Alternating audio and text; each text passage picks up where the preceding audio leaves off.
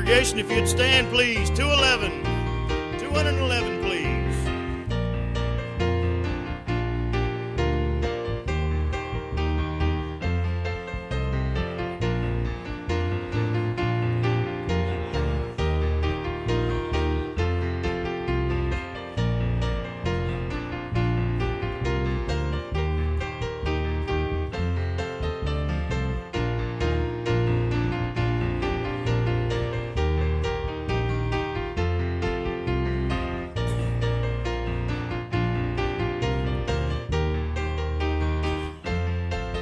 On the first, I am happy today and the sun shines bright. The clouds have been rolled away. For the Savior said, whosoever will may come with him to stay. Whosoever surely meaneth me, surely meaneth me, oh surely meaneth me, surely meaneth me. Wonderful love, oh what grace divine, that Jesus should die for me. I was lost in sin, for the world I pined, but now I am set free. Whosoever surely meaneth me, surely meaneth me, oh surely meaneth me. Whosoever surely meaneth me, whosoever meaneth me. Thank you. You may be seated. Have Emily, please.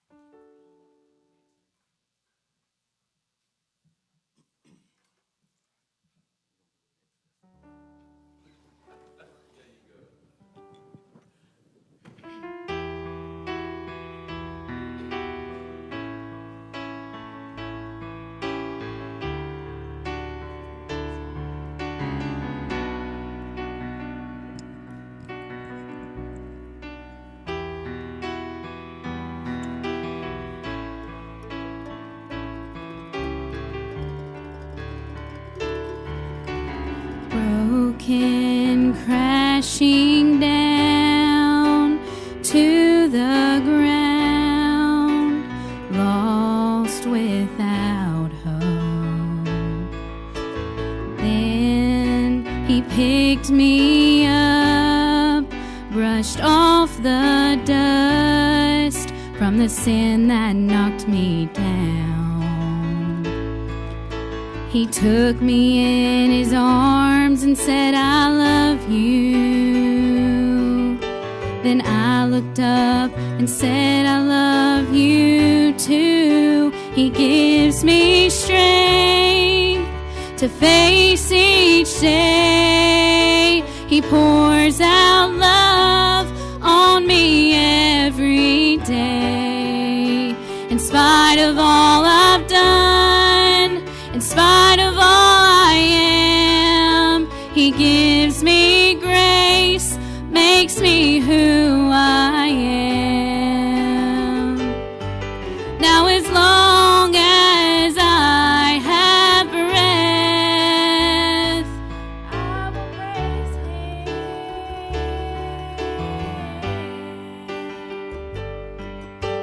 him. Now I'm pressing on, standing strong, waiting for the day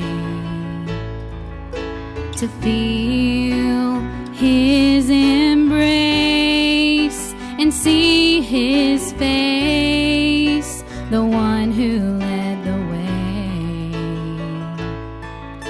He'll take me in his arms and say, I love you. And I'll look up and say, I love you too. He gives me strength to face face each day, pours out love on me every day. In spite of all I've done, in spite of all I am, He gives me grace, makes me who I am. Now as long as I have breath, I will praise Him.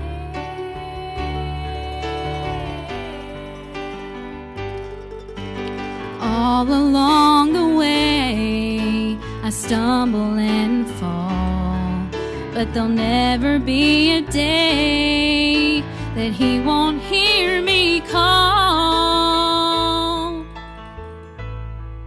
'Cause He gives me strength to face each day. He pours out love on me every day.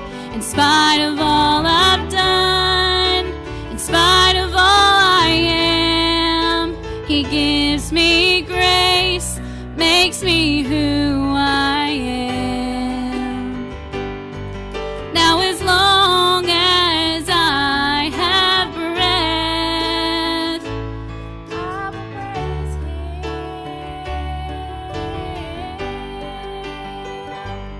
I will praise Him. I will praise Him.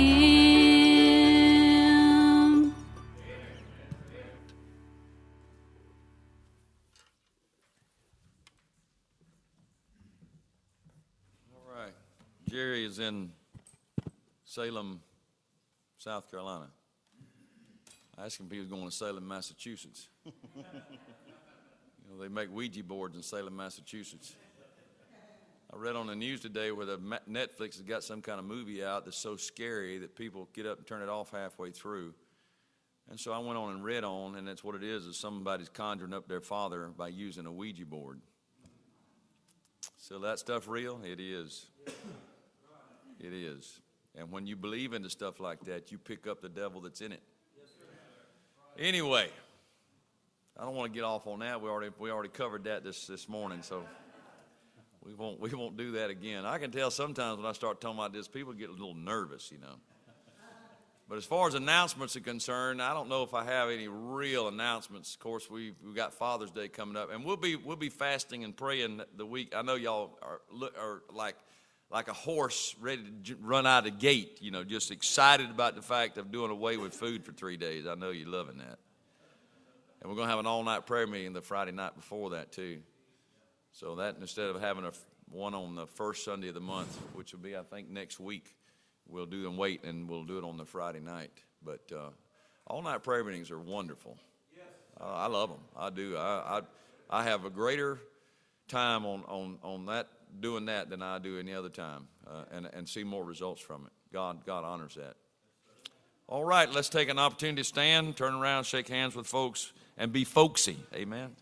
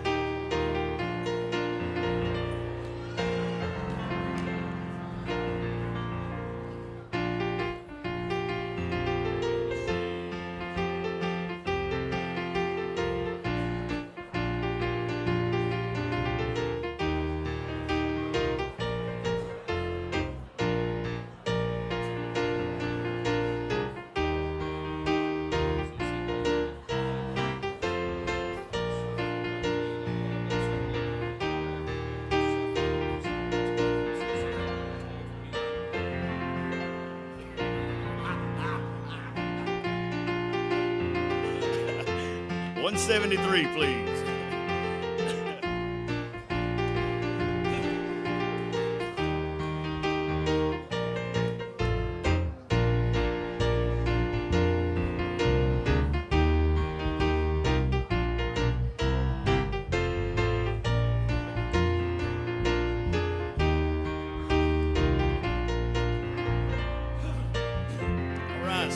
out, please, on the first.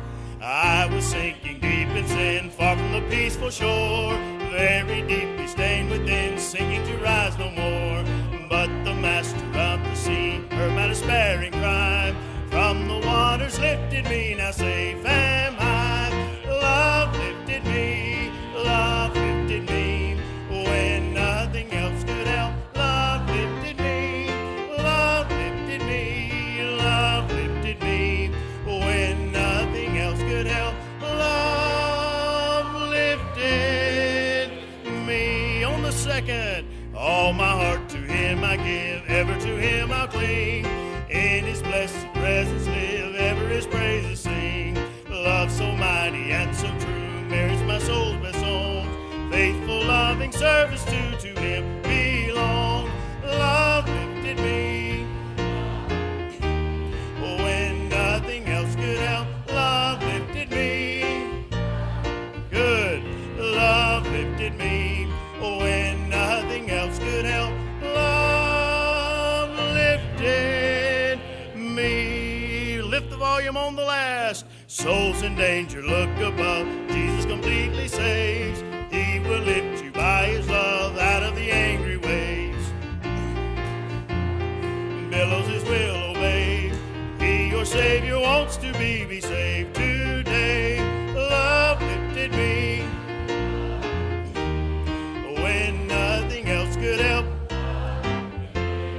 Love lifted me.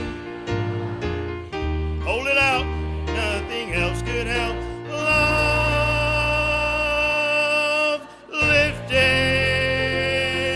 me. Amen.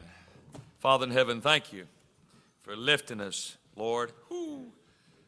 Lord, out of this miry clay we were sinking in. God, thank you for that. Thank you, Lord. Lord, every person in this building that's been delivered came from a different kind of clay, but it all did the same thing to us. God, I pray that you'll help us to rejoice and joy in you, and Lord, and show our thanksgiving by giving to the work of God. God, save people out of our tract ministry, the CD ministry. God, save them at the live stream as they're watching tonight. Convict the hearts and lives of people. And God, use the ministry of this church, the print ministry. And God, we thank you for it. In Jesus' name, amen. You may be seated, please.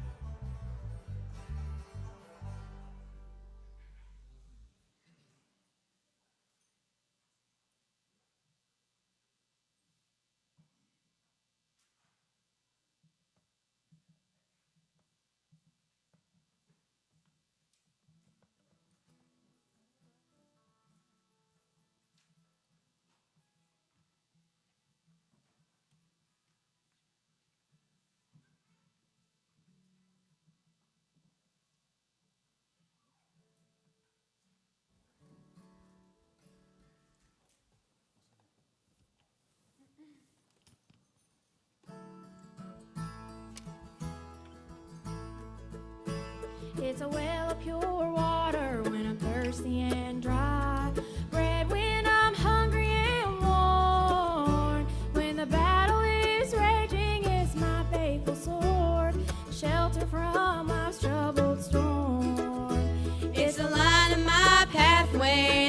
to my feet. When this world gets so dark I can't see, I've not made a change in one word that it says, but it sure made a change in me.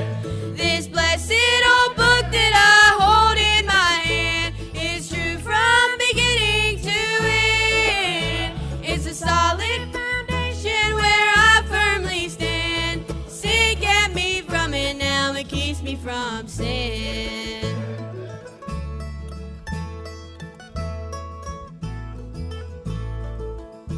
When I think what it cost just to hold in my hand, I'm reminded that I owe a great debt to all of the martyrs who've gone to the stake to quote it with their dying breath. Now its critics are many and believers are few, but one thing I've found to be true: if you find when you read it that there's something wrong, then there's something wrong with you. This blessed old book that I hold in my hand, it's true from beginning to end. It's a solid foundation where I firmly stand. Sin kept me from it, now it keeps me from sin. Sin kept me from it, now it keeps me from sin. This blessed old book that I hold in my hand, it's true from beginning to end. It's a solid foundation where I firmly stand. Sin kept me from it, now it keeps me from sin. Sin kept me from it, now it keeps me from sin.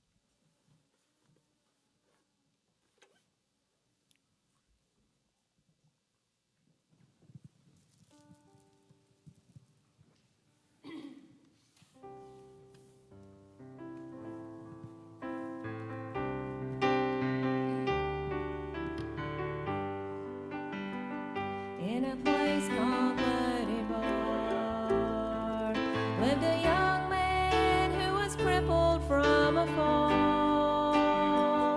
His name was Mephibosheth, the son of Jonathan, the son of Saul. He was trying to survive since Jonathan and Saul were slain. It seemed all hope was in vain, and each lonely night was spent in fear of what another day would bring. But one day King David said, there is one thing I'd like to do. Is there one of the house of Saul, someone I can show my kindness to? Someone said, down in Lo-debar there lives a son of Jonathan, Mephibosheth, the crippled one. David said, go and find him and bring him this message from the king.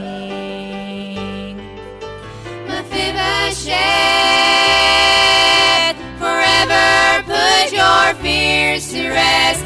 Come and be my table guest. To you I'll be a father, and my son you'll always be. Mephibosheth, please accept the invitation. I made all the preparations.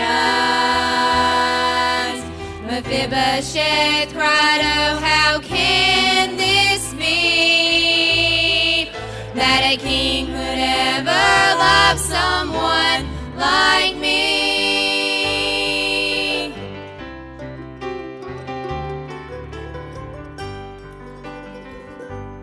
living in Lodabar,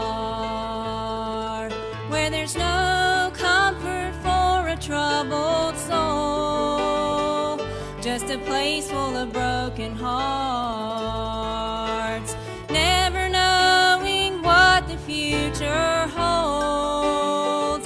But now that I met the King, there is nothing like his love for me. Now I'm part of the family, since someone came and knocked upon my door with this message from the King. Mephibosheth, forever put your fears to rest. Come and be my table guest. To you I'll be a father, and my son you'll always be. Mephibosheth, please accept the invitation. I made all the preparations. Mephibosheth cried, oh, how can this be, that a king would ever love someone like me? I rejoice when I recall the day I watched those bridges burn, when I said goodbye to Lodabar, never to return. Mephibosheth, forever put your fears to rest. Come and be my table guest. To you I'll be a father, and my son you'll always be. Mephibosheth, please accept the invitation. I made all the preparation. Mephibosheth cried, oh, how can this be, that a king would ever love someone? How could he ever love someone? It's good to know he loves someone like me.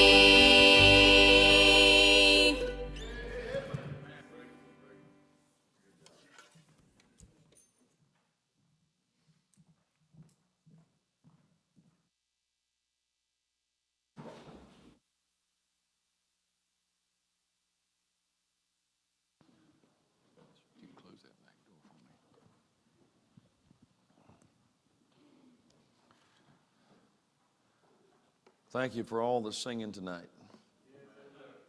Practice, and it's not just something that just winging. I don't like winging it. Hip pocket organizations I do not care for. Saturday night specials. I used to have a Saturday night special. It was really a 22 pistol. It wasn't worth much. It was a piece of junk. I gave it to somebody, and he was dumber than I was. You know what a Ramset cartridge is? Most of you probably know what that is. He had this crazy idea to find out if the Ramset cartridge would do any damage, so he shot his own hand with it. And he looked like somebody tried to give him a prison tattoo. He had all kind of pop marks all over him and bleeding like a stuck pig. We're in the book of Lamentation tonight. I told a story at the table today that my wife said she'd never heard before. Everybody else said, I've been married to this woman for almost 40 years. You believe that? Isn't that right? Yeah. November the 30th of this year will be 40 years. That's made an old man out of me, Brian. I'll tell you right now. 40 years ago, I was young. Of course, so was she. What's he going to say next? I don't know. I can't hardly get a smile or a laugh. Now, when my wife is laughing and I'm preaching, I know it's funny. It's a hostile audience. If everybody was like her, I'd quit. I got a smile out of her anyway. All right. She says I'm her favorite preacher, and sometimes I wonder if she ain't lying to me. Lure me into a false sense of security. Oh, man. We in Lamentation 3, is that right? Yeah. I want to look at one verse. I preached on this section. I preached on the section. I preached this morning 3 times, other than what today. And tonight I've got, I think, 2 or 3 messages on this one verse. But we're here again. Verse 27. It is good. Now, I didn't make this up. This is in the Bible. It is good for a man or a woman that he or she bear the yoke in his youth. Life is a yoke. You're not going to escape it. If you work for Rite Aid, that's a yoke. If you work in the medical field, that's a yoke. If you work for BASF, that's a yoke. If you work for Amazon, that's a yoke. If you work for Vulcan, that's a yoke. If you are a carpenter, that is a yoke. If you are a mechanic, that's a yoke. If you homeschool, that's a yoke. If you are a student, that's a yoke. If you are married, that's a yoke. If you are a faithful church member, that's a yoke. If you live for God, that's a yoke. But the problem is we have a generation in this day and time that refuses to bear a yoke. I read this week, and I mean, that's honestly some of the things that people are doing, and no wonder Dr. Phil is a multimillionaire. People are so stupid they don't know which way to turn. A 30-year-old man living in his parents' basement, never had a job, and would not move out. So they had to take him to court. And the judge this week ruled in favor of his parents, and he said he was going to appeal. That's where we're living. People are 25 and 30 years old, don't have a job, and live at home. Why? They have never been taught to bear a yoke, and it's the mama and daddy's fault. Because the kid's not going to bear the yoke unless you make them. We're more interested in this day in having fun. I heard somebody say this, well, we only young once. That is true, but I'm going to tell you, old habits die hard. And what you develop as a child will follow you the rest of your life. If you grow up as a freeloader, you'll be a freeloader most of your life. That's a fact. And I'll tell you something else. If you get saved, God won't let you continue to be a freeloader, and you're going to suffer hell coming out of that pattern of life. I went to school with a guy who drove an antique automobile in mint condition. Had leather seats. It was a convertible. If I mentioned his name, some of you would know him.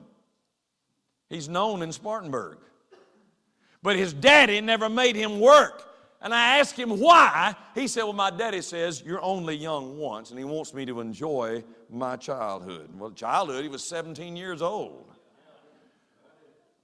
The parent who babies their child is not doing them a favor. If you let the child run the house when he's 3, he'll run it when he's 30. And I'll be hanged if I'm going to let a 3-year-old run my life. I'll burn his britches up. I'll guarantee. Well, no. I've watched some folks say give them a child what they call a whooping. That ain't a whooping, honey. Most people in this service ain't never had a whooping. Not like I've had a whooping. My mother and father, now they weren't perfect parents, but they did teach me some things growing up. When I was 15 years of age, back in that day, if you remember, we could get a restricted driver's license, and you could drive until the sun went down. Well, my mama didn't want to carry me to school, so they allowed me to use it. I drove her Toyota Corolla when I was 15 years old, and when I turned 16, my mother said, get a job. I said, what are you talking about? Get a job. I said, well, she said, there'll be no more gas money. And if you like to drive, and if you want any freedom at all, get a job. So when money run out, I got a job. You know, this fellow's living in his parents' basement. It would behoove them to spend the money to have an electrician come in and put the basement on its own meter, put an outside door, and block up the door to the other part of the house and say, there it is, honey. Survive if you can. Pretty soon the power would be turned off, and he'd get hungry. He'd find him a place to work. Listen, brother, I can't stand a bum that refuses to work. Now, there's some folks that can't work. I understand that. This message is not for them. Because there are people in this church that used to work and hate the fact that they're not able to do it any longer. I'm not referring to you at all. So what does it mean to bear the yoke? Well, number one, and I've just made this very simple because I'm simple-minded anyway. And number one is working under pressure without quitting. Now you say, well, you'd be amazed how many people cannot take any stress at all. Quitters never learn to bear the yoke. The Bible says in Proverbs 24:10, if thou faint in the day of adversity, thy strength is small. They can't take stress. And I'm talking about it's not much stress, any stress. When they agree to do the task and it turns out to be harder than they thought, they quit. You know why they quit? Because somebody didn't make them bear the yoke when they were young. They're always looking for an exit, easier path, easier job. That's what people want. They want a job that's not got any problems with it. Well, when you find that, honey, let me know. And see if they got another position open. They don't exist. There's no greener grass on the other side of the hill. Why do you keep changing jobs like I change socks? I'll tell you why. You've never been made to bear the yoke. Simple as that. Proverbs 25:19 says, confidence in an unfaithful man in time of trouble is like a broken tooth and a foot out of joint. What does that mean? That means it causes pain to others. When they refuse to bear the yoke, then somebody else has got to pick up the slack. They get they get you out in midstream, they give you the impression that they're going to stick with you, and they flee in the middle of the trouble. Isn't that what John Mark did to Paul and Barnabas? Sure.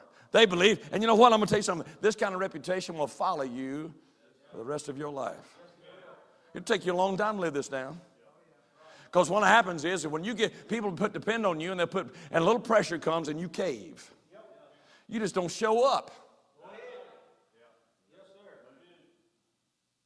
I despise people that don't show up. And they don't call, they just don't show up. I mean, if you got a job in this church and you go on vacation, you know what you ought to do? You ought to make sure that somebody is there to fill your place. Brother Jerry told me this, and I won't be here. And told me, as a matter of fact, told me this a couple of weeks ago, and they told me again last week, and they told me again today. And it behooves you to tell me a lot because I don't remember very well. I missed my 15-minute. I missed deacons meeting today for 15, and it's bothered me from that point even until now. I don't like being late, and I did what I said I hate. Forgive me, Father, for I've sinned. How many Hail Marys and Our Fathers I need to do to make penance? Some of y'all don't even know what that means. That's what the Catholic going to confessional. I need somebody to confess to it. I've confessed to my deacons, but nobody told me what to do about it. Somebody else has got to carry your weight. People are depending on you. And so when you give them the impression that they can count on you, and then you break down under the pressure. Why? Something else comes along. That just tears me out. But I know it's a pet peeve of mine, but it's in the Bible. And then either your job goes undone or somebody else has got to increase the effort to get it done. And we find that a lot in the Baptist church. You know, there are times when bearing the yoke is just bearing it when it's boring. Sometimes your job ain't going to be fun. Sometimes you get a boss man. Dennis Jr. had a boss man. How long did you work for that devil you worked for? Yeah, he prayed for me. He said, hey, listen, can you help me pray this woman out? So we started praying. She resigned in January. I got it written out beside her name. I had her name there. I wrote out beside her name, God answers prayer, January, whatever the date was, I don't remember. But 3.5 years, he put up with somebody that was a living, two-legged devil. But sometimes you have to bear the yoke. Sometimes a job that you don't like. Somebody asked me not long and said, well, they've laid me off 2 days a week. Should I just quit? I said, absolutely not. I said, it's easier to find a job when you got one. That's what my daddy always told me. I took his advice. I changed jobs a lot, but I always had one when I changed. Ain't you glad that I don't change jobs all the time anymore? Well, maybe you ain't too glad, but I'm glad. My wife is glad. You see, when the excitement is gone, it's going, you know, isn't it amazing when you first take a job, man, everything's new, and you're gung-ho, and you get there early, and you stay a little late, and and then all of a sudden it gets old hat. It gets boring, and the new wears off. That same thing happens in the church. New ministry starts up, and people rush into it, and then all of a sudden it gets boring. So we've been doing a 5-door club now for over 2 years. And sometimes it's just downright boring. Sometimes nobody even comes to the door. But we do it anyway. It's doing the same thing over and over and over again without quitting. And those who have never learned to bear the yoke growing up will quit, and they always look for a variety and a job that's always exciting. Well, if you want a job that's always exciting, pastor a church. It's something new every day. You get a new enemy every time you stand up. You know, this applies even in your marriage. If you haven't learned to bear the yoke in your youth and you get married, then you're going to try to change partners. Do you know this was one of my father's generation? It was rare for them to get a divorce. You know why? My daddy was plowing a mule when he was 8 years old. He learned to bear the yoke when he was a boy. We go in this thing. As people, Eli and I started to say Hannah. It's Emma. We're going to get married in August, right? I'm taking a vacation that week. I'm going to Bahamas. Me and Fram's already booked our cruise.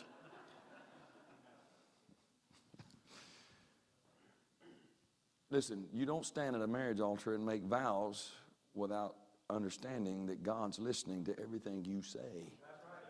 But if you're not made to bear the yoke, you don't think, I'll just change. And that's what's happened in this day we're living in. You know what's wrong with them? One of the things wrong with this country is that people have never been made to bear it in their youth.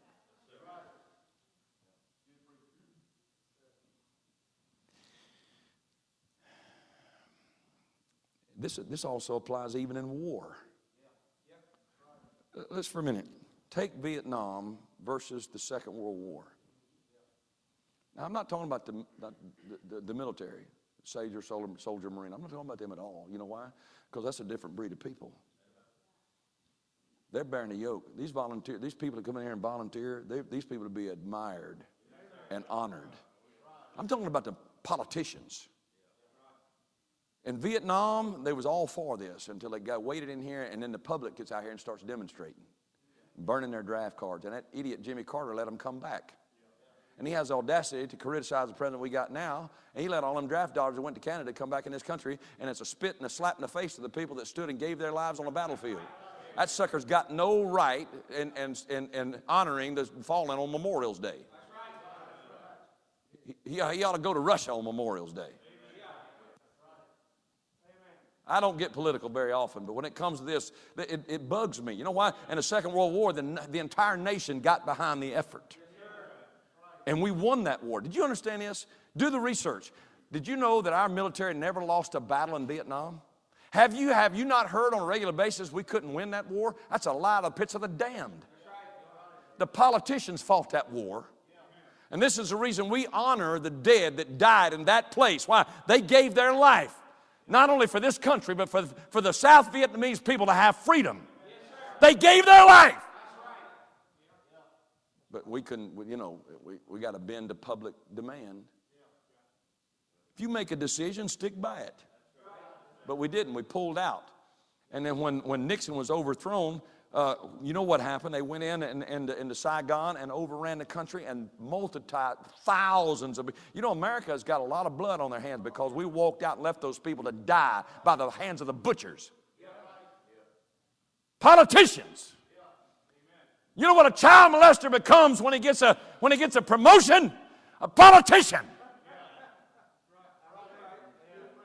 Most of them, not all of them, but most of them. I don't like people that bow and scrape to get a vote. Stand for something. Get a backbone, dummy.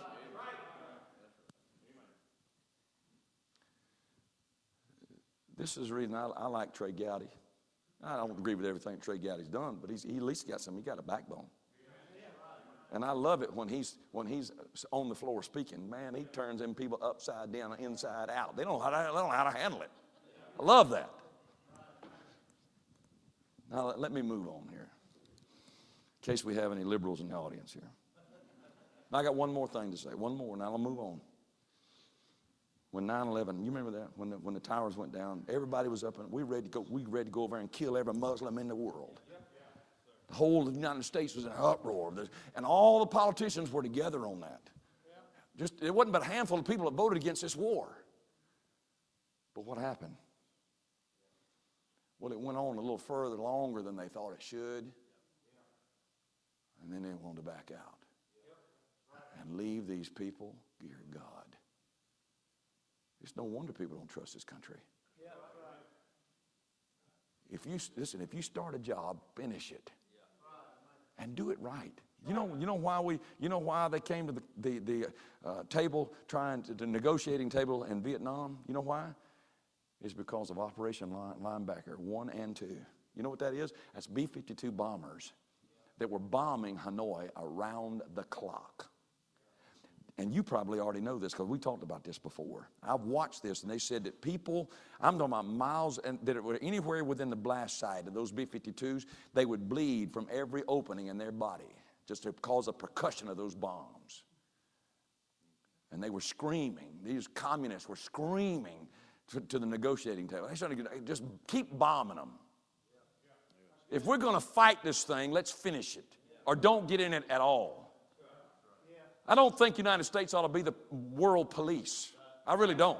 But if you're going to wade into this, then don't just give them a bloody nose. Take their head off.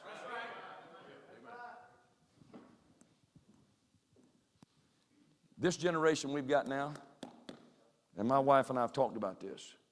If we were depending on this generation right now to fight like we did in the Revolutionary War, we'd be under British rule.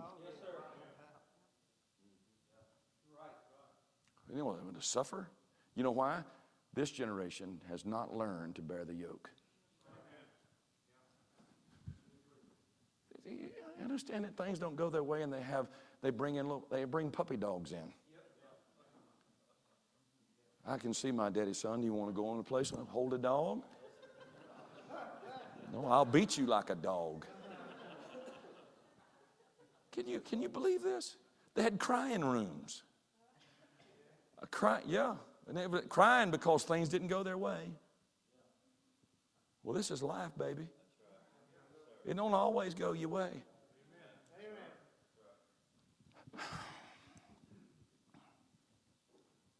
And I proved last night that a trophy for everybody is not Bible. That's why you ought to come to prayer meeting. What does it mean to bear the yoke? Number 2, it's doing the job even if ain't nobody watching you. Turn to 1 Samuel chapter 17. I'm going to show you something.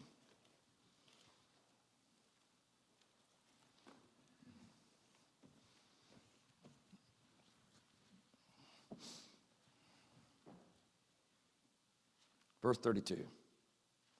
And David said to Saul, let no man's heart fail because of him. Thy servant will go and fight with this Philistine. Now, that's a 17-year-old boy. You say, well, people grew up faster back then. The reason they grew up faster back then is because they was made to bear the yoke.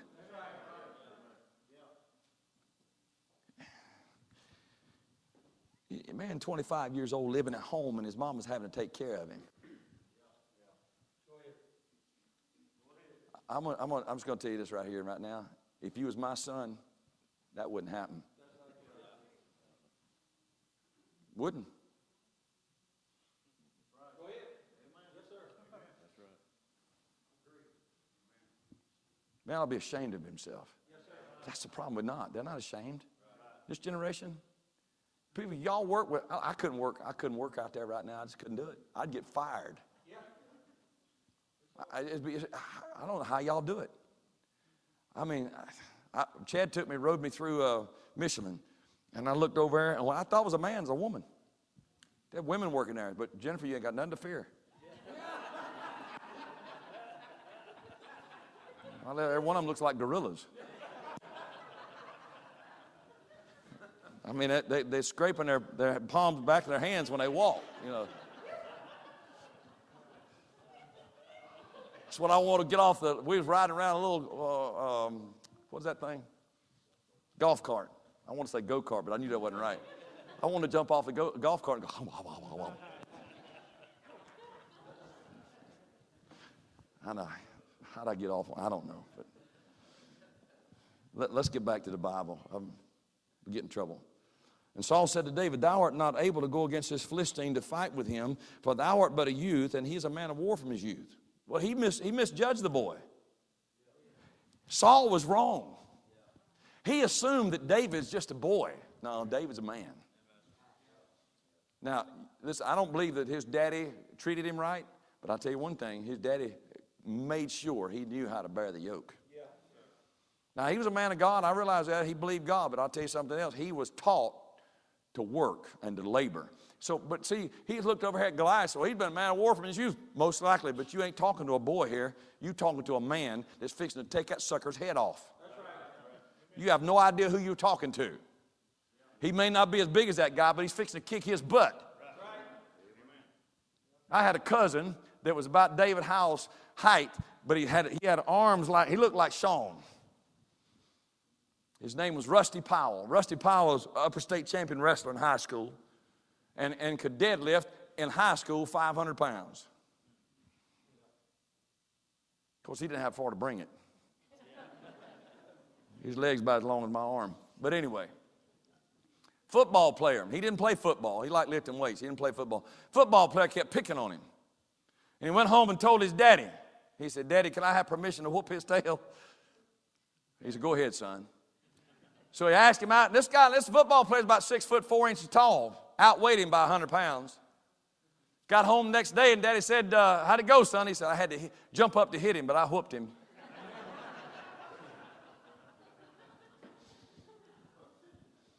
They fell on a barbed wire fence one time. This is when I was a kid. Fell on a barbed wire fence, and his mama yelled out the back doors at my mom and daddy's house, did you reap your tail, son? That's bothering some of y'all. I remember what it was like. He forgot. He doesn't know who he's talking to here. Verse 34, and David said unto Saul, thy servant kept his father's sheep, and there came a lion and a bear and took a lamb out of the flock. And what did he do? He went out after him, took him by his beard and killed him. What is that? He took responsibility. And nobody was there watching. Nobody had to prod him. And nobody's there singing his praises. Poor David. He didn't do that for that. You see, when you take responsibility, you watch those sheep as if they were your very own. My daddy said, son, be a company man. I had no idea what he's talking about. I was working community cash. I was 16 years old, but he always said, be a company man. You know what he's talking about? Work for that place as if you owned it. And that business depends on you. My daddy was a company man. My father was married to Bell Telephone. He had 5 weeks vacation a year. He took 1. 1. I was happy for that because we usually didn't do nothing but work. I'm glad you're a company man. Just stay over there.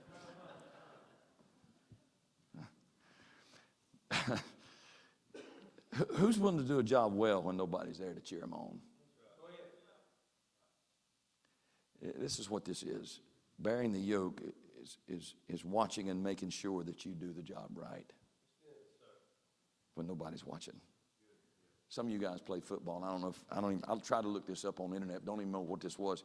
But you remember when you had to start on the 5-yard line and run this way, and you come on the 10-yard line and run that way, and you go to 15-yard, and you keep doing this all the way down the field. They're trying to kill you.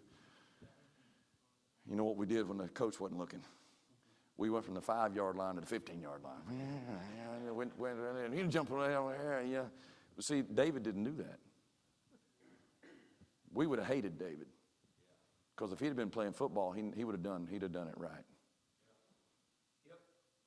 I mean, see, when you're 14 years old, you don't really care. You're puking your guts out on the fall. You just, well, this guy's a nut. But, now listen, I didn't work like my daddy. I didn't. But he taught me something. He taught me a work ethic. You know what this means? It means you don't pass the buck. When the lion and the bear took this lamb, David took responsibility on his own and went out and got it. He didn't blame the lion. Well, it's not my fault. How many times have we heard that? Candace used to work at a cleaner's, and there's some Russians there, and every time they would do something wrong, and it was kind of a running joke. Well, it's not my fault. It's not my fault. You remember when they didn't dig your mama's grave? And that guy that was standing there, he's in charge. He said, it's not my fault. And Chris looked at him and said, oh, yes, it is. You know what he's trying to do? He's trying to pass the buck. It is his responsibility. Whatever goes on in this church is my responsibility. Do you understand this? If something happens here, they're not coming to you. They're coming to me. It's my responsibility. That's why I want things run right. So David didn't run home to daddy. He took the initiative. This is something you can't hardly find anymore, taking initiative and seeing it. What do you want to run to daddy for? You know what to do. Daddy put you in charge. These are your sheep as far as you're concerned. Thirdly, bearing the yoke means submission to the will of God. Go back to our text in Lamentation chapter 3. I've been preaching to young people a lot lately. This ain't just for young people, but it tends to lean in that direction. Look what he says here in verse number 28. He said in verse 27 to bear the yoke, and he says, he sitteth alone and keepeth silence because he hath borne it upon him. Who did that? God did that. He putteth his mouth in the dust, if so be there may be hope. He giveth his cheek to him that smiteth him. Have you ever given your cheek to God as he smacks you? Well, God don't do, oh, yes, he does. Yes, he does. Have you surrendered to that? He is filled full of reproach, for the Lord will not cast off forever. Matthew chapter 11, verse number 28. You know what Jesus said? Come unto me, all that labor in heaven, I'll give you rest. And he said what? Take my yoke upon you and learn of me. You know what that is? That's the will of God, to bear a yoke. Did you know yoke has a purpose? What's the purpose of a yoke? Or say to plow, right? What's the purpose to plow? Well, somebody can come in and plant. What's the purpose in that? Fruit. That's what the yoke's for. If you're not willing to bear the yoke, you'll never accomplish anything. You never have any fruit. If you take what God gives you, you don't fight it. You know what Job said? When everything was taken from him, that's a yoke. Shall we not receive good at the hand of God and not evil? So what are the benefits? We've seen what a yoke is. What's the benefits? Number one, your life isn't as hard. Jeremiah 31:18 says, I have surely heard Ephraim bemoaning himself thus, thou hast chastised me, and I was chastised as a bullock unaccustomed to the yoke. It's a whole lot tougher to learn to bear the yoke when you're 35 than it is when you're 5. You learn quicker when you're young. Did you know you can take a young person about 3 or 4 years old and put him in a home with somebody that speaks German and he'll pick it up? Now you and me, we have a hard time with that. I know a preacher. He's dead now. At one time, he was my pastor years ago when I was a little boy. And conservatively speaking, he has been in over a dozen churches in his ministry life. He has moved his family over a dozen different times in different towns to different churches. You know why? He never learned to bear the yoke. You can't establish a ministry in 2 or 3 years. You just got started. Well, then give me a trouble. And then pray them out. Make them move. It's a whole lot easier for them to move their membership than it is for you to move your family. When people are unaccustomed to bearing the yoke, they get divorced quicker. That brings pain. So your life is easier. It's hard to break a pattern of quitting and irresponsibility. Number 2, what's the benefit? Promotion. You get promoted. Matthew 25:21, thou hast been faithful over a few things, I'll make thee rule over many. Did you know the people that never learn to bear the yoke never grow as a Christian? Hebrews 5:12 says, for when the time ought that you be able to be teachers, you have need one teach you again. And have become such as need of milk and not strong meat. There are babies, the rest of the, listen, 30-year-old man living in his mom and daddy's basement is a baby. Somebody, and listen, this is carnal, this ain't spiritual, but somebody please take him out and beat the devil out of him. Now that's not right, I know that. I said it was wrong. You don't ever speak wrong? Said the Lord, for my mouth, keep the door of my lips. Well, he didn't do that just then, all right? You have to have somebody carry you. Woe be to the person that marries somebody that's never learned to bear the yoke, especially if you have learned. God, can you imagine this? Can you imagine a woman being married to a man that's never been taught to bear the yoke and she has to do that? She has to work? Mr. Mom? This country is, God, it's gone. It's so sick. It is. I'm talking about sick like it needs some medicine. It's sick. It's running a fever. It's delirious. It's got terminal illness. It does. And the only people who's got any sense in this day are people that listen to preaching like what you're listening to. We've been so desensitized and brainwashed. You sit there and don't believe everything that teacher tells you. Now, if it's reading, writing, arithmetic, things that are basic, math doesn't change. Candy is not a compromiser. She doesn't tell you how to be politically correct while she's teaching calculus. But that's what they're teaching. And people come out and can't even read. But they know how to be politically correct. And they don't know how to bear the yoke. You know, people are screaming for somebody to go to work in this day. The economy is up and going, and they can't find anybody to work. You got laws to protect these people now. They're lazy bums, can't fire them.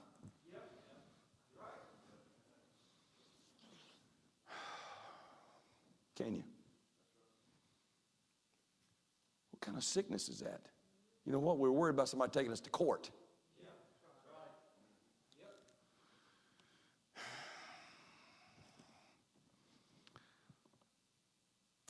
People will never entrust you with a crucial job, and your life will never have any lasting effect. Until you learn to bear the yoke, there's promotion. Spiritually and physically. What's the benefits? Number 3, you finish a job. People who are constantly changing never see the task finished. The longest they've ever stayed on a job is 3 years.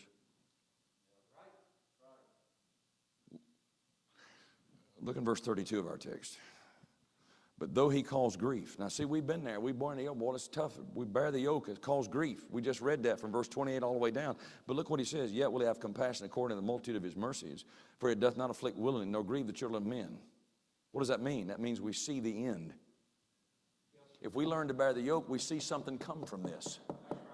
go to James chapter 5. Can you imagine what would happen if God had put on what he put on Job in this generation? There would be no book of Job. You know why? Job learned to bear the yoke. Look at verse number 11 of chapter 5.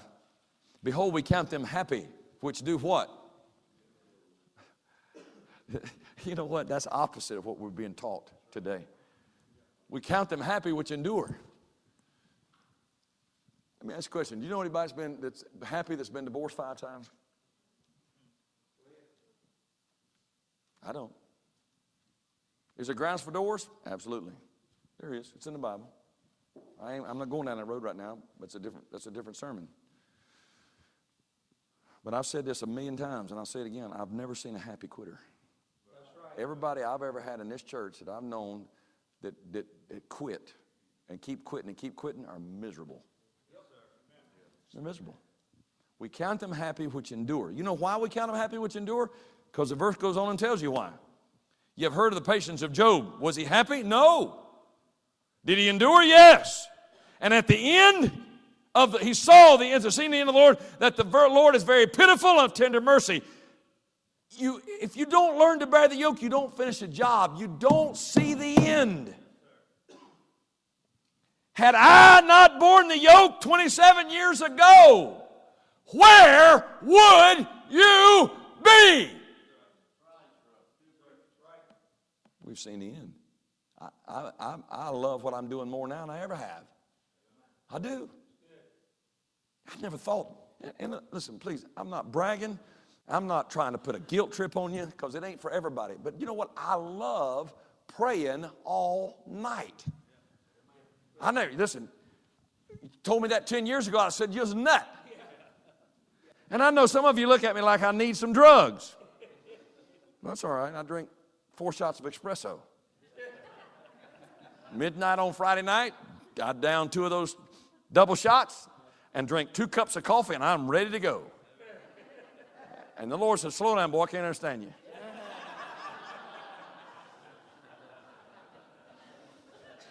Yakety, yakety, yakety, yakety. Yeah, you know what? Listen, if you want to know how to pray for 6 hours, take you some espresso. You go yakety, yakety, yakety, yakety, yakety. I'd be like those people at the end of the commercial.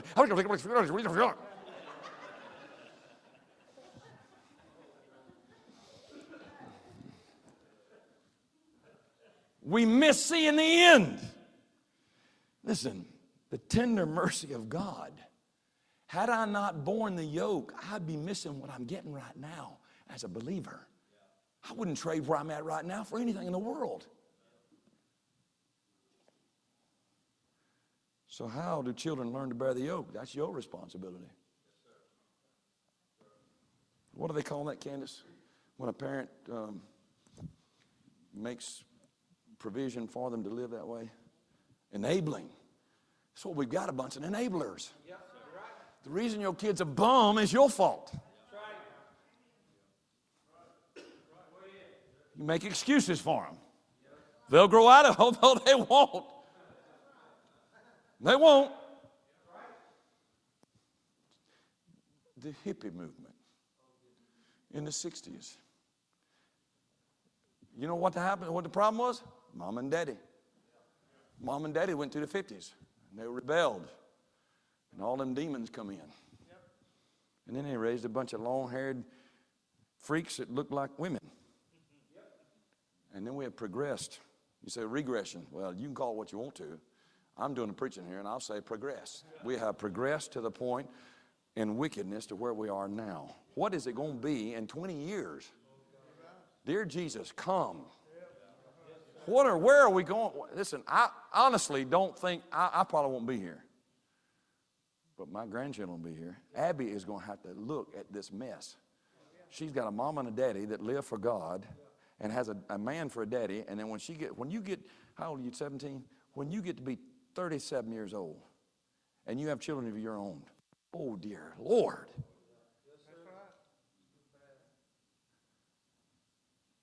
And they call themselves progressives. You backing up, baby. You've not progressed at all. What would Lester Roloff in 1980 said that the United States of America is an insane asylum run by an inmate. What would he say now?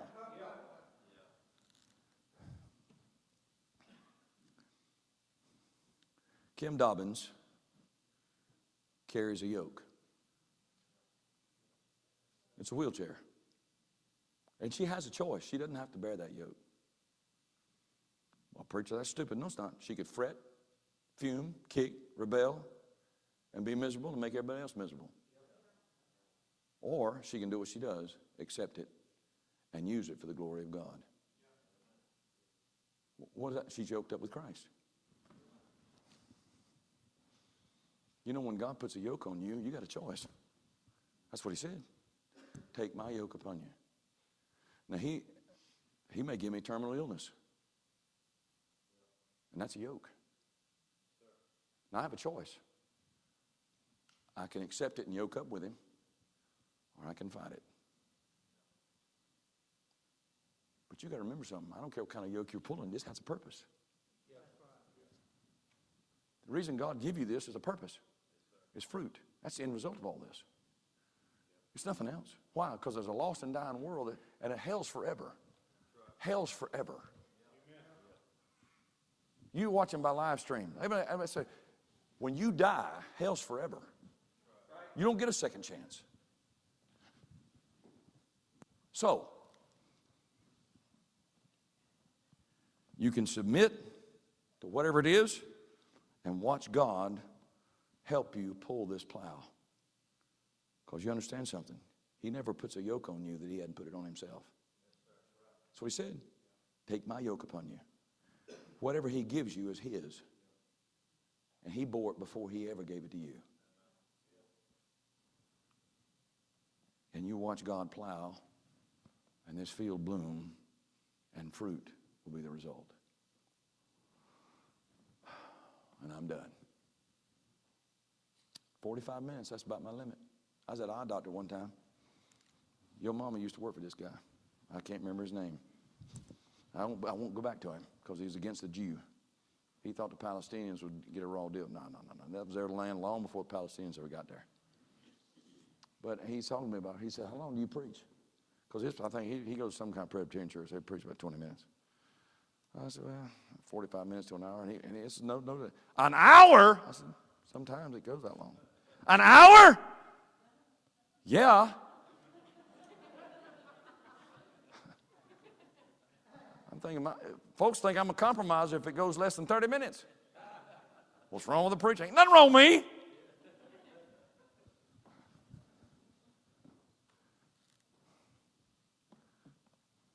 I don't even know why I told you that, but I don't go to that eye doctor anymore. Well, that's the message. You know, I used to think it was the unpardonable sin if you didn't give an invitation.